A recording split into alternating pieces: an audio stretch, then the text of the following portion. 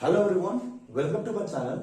आज हम लोग सबसे इंपॉर्टेंट टॉपिक जो पार्टनरशिप फंडामेंटल का है उस टॉपिक को समझते हैं। टॉपिक है when appropriation of profit is more than profit available. मतलब मेरे पास प्रॉफिट जितने हैं उससे कहीं ज्यादा मुझे अप्रोप्रिएट करना है। मतलब मेरे पास प्रॉफिट, फॉर एग्जांपल मेरे पास प्रॉफिट बस 40,000 थे, बट मुझे यहाँ पर एंडरसन कैपिटल, सैलरी, कमीशन वगैरह मिलाकर मुझे यहाँ पर 80,000 रुपए अगर देने पड़ेंगे तो उस सिचुएशन में हम ये प्रॉफिट से ज्यादा अप्रोप्रिएशन तो कर नहीं सकते। मेरे पास 10 रुपया है तो हम 20 रुपया तो दे नहीं सकते।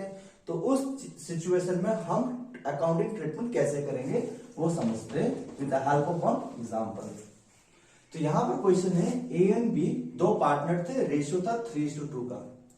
प्रॉफिट दिया है 1,40,000 और इंटरेस्ट एंड कैपिटल कैलकुलेट करके जो आया था, ए का 2 लाख और बी का आया था 1 लाख रुपीज। सैलरी टू ए है 50,000 and so distribution of profit. तो हम distribution of profit PL appropriation बनाकर भी दिखा सकते हैं या सिंपली कैलकुलेशन भी दिखा सकते हैं। तो वेरी फर्स्ट जो प्रॉफिट है 1,40,000 हमें पता है उसको कहाँ लिखने हैं। यहां लिखेंगे क्रेडिट साइड में प्रॉफिट एंड लॉस अकाउंट के नाम से 1,40,000। और हम यहाँ पर क्लियरली देख पा रहे हैं कि interest and capital total 3 lakh और प्लस यहाँ पर एक और सैलरी 50,000 रुपए देने हैं। मतलब मुझे पूरे 3,50,000 रुपए प्रोवाइड करने हैं, जबकि मेरे पास प्रॉफिट कम है। तो इस सिचुएशन में हमें क्या करने पड़ेंगे, हमें ये कैलकुलेट करना पड़ेगा कि ए को पैसा टोटल कितना मिल रहा है और बी को पैसा कितना मिल रहा है। तो ए को यहाँ पर 2 लाख रुपीज आईओसी मिल रहा है और सैलरी 50,000। तो ए को पूरे 2,50,000 रुपए मिल रहा है एंड बी को यहाँ पर बस 1 लाख रुपीज मिल रहा है।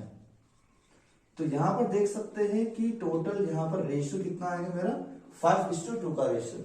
तो हमें क्या करने पड़ेंगे, ये 1,40,000 को ए और बी में 5:2 का रेशियो में डिस्ट्रीब्यूट करना पड़ेगा, ना कि 3:2 का रेशियो में।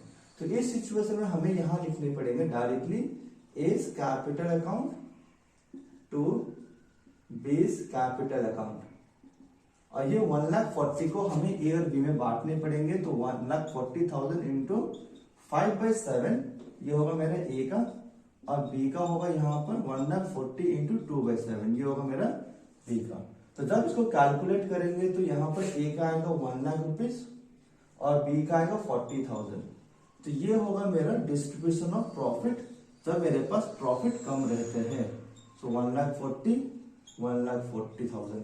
और हमें ये सॉल्व करने के बाद एक यहाँ पर नोट लिखना पड़ेगा कि व्हेन द प्रॉफिट, यहाँ पर नोट लिखेंगे कि the profit is distributed in the ratio of appropriation since the profit is less than the appropriation. तो ये नोट यहाँ पर लिख देंगे और उसके बाद मेरा क्वेश्चन होगा कंप्लीट। अब यहां पर समझते हैं कि यही चीज को हम लोग किस सिचुएशन में लॉस बियर कर सकते हैं। मतलब प्रॉफिट मेरे पास कम है बट आईओसी और सैलरी मिलाकर मुझे देने थे ज्यादा, तो किस सिचुएशन में हम वो सब चीज प्रोवाइड कर सकते हैं। अगर बस एक सिंपल वर्ड अगर यहां लिखा हुआ रहेगा चार्ज अगेंस्ट प्रॉफिट का मतलब होता है कि चाहे बिजनेस में इंटरेस्ट एंड कैपिटल, सैलरी वगैरह देने के बाद भी लॉस होता है तो हमें वो लॉस को बेयर करना पड़ेगा। तो उस सिचुएशन में हमें यहाँ पर ये अप्रोप्रिएशन का रेशियो कैलकुलेट नहीं करना पड़ेगा, बल्कि हम लोग यहाँ पर जैसे एंट्री होता था वैसे सेम एंट्री से हम लोग यहाँ पर पुट करेंगे। तो यहां लिख लेंगे टू इंटरेस्ट ऑन कैपिटल जो ए और बी को मिल रहा था 2 लाख रुपीज एंड बी को मिल रहा था 1 लाख, तो पूरे 3 लाख रुपीज। ये होगा जब चार्ज दिखा रहेगा तब। और सैलरी मिल रहा है ए को तो लिखेंगे एज सैलरी जो कि मिल रहा था 50,000। तो इस सिचुएशन में हम देख सकते हैं कि मेरे यहाँ पर डेबिट साइड में ज्यादा आ रहा है, तो हम यहाँ पर 3,50,000 रुपए 3,50,000 रुपए और 1,40 माइनस करने के बाद जो आएगा वो लिखेंगे लॉस ऑन एप्रोप्रिएशन लिख सकते हैं या डिविजिबल लॉस, जो कि आएगा मेरा 2,10,000 रुपए। एंड ये 2,10,000 को हमें बांटने पड़ेंगे ए और बी में। तो यहां लिखेंगे ए कैपिटल और यहां लिखेंगे बी कैपिटल। ये जो 2,10,000 होगा वो अब बटेंगे 3:2 का रेशियो में। तो ए को कितना मिलेगा 2,10,000 में 3/5 एंड बी को कितना बियर करना पड़ेगा ये लॉस 2/5, जो कि मेरा यहां पर आएगा 42,000 एंड